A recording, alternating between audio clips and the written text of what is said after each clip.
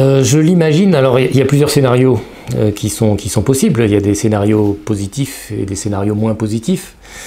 Pour que le scénario soit positif, et j'espère qu'on ira vers ça, je ne vois pas d'autre solution que d'avoir une implication plus grande du monde associatif et des entreprises.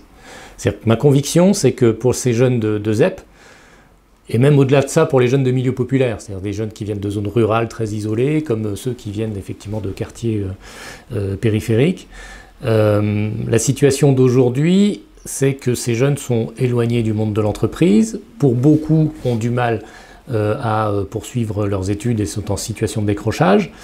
Et aujourd'hui, on est dans une situation où on laisse la responsabilité d'agir essentiellement à l'école.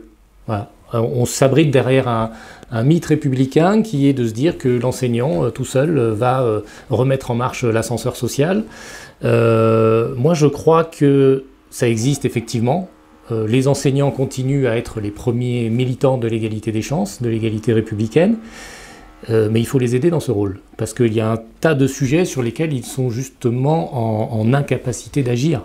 Au-delà du champ académique, il faut aller aider ces jeunes à comprendre ce qu'est le monde de l'entreprise, à comprendre qu'il y a des projets de vie sur lesquels ils peuvent s'investir pour lancer leur activité, pour rejoindre une entreprise, pour aller dans la fonction publique. Il faut leur montrer qu'il y a d'autres avenirs possibles pour eux que celui de la musique ou du football, pour ne parler que de ce qui reste dans le champ honnête.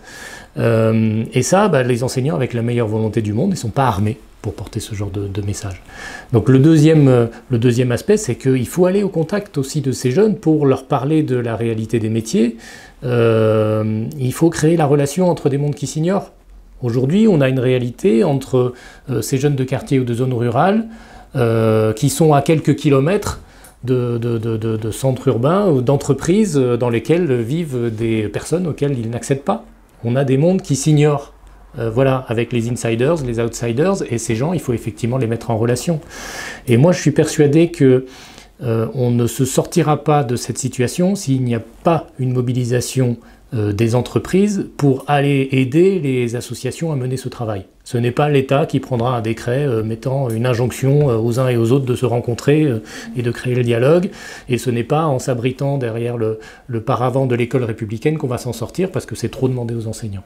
Moi, je pense que c'est fondamentalement le rôle d'une association comme Passeport Avenir et d'autres, de faire en sorte qu'on aille créer les conditions de l'égalité réelle pour que tous ces jeunes aient un avenir. Ceux qui sont en situation de décrochage scolaire, ceux qui sont, et c'est pour beaucoup d'entre eux, en situation de mener des études mais sans savoir où aller, ceux qui ne se voient pas spécialement d'avenir en France, qui ne se reconnaissent pas dans le projet républicain. Donc il faut aller les chercher.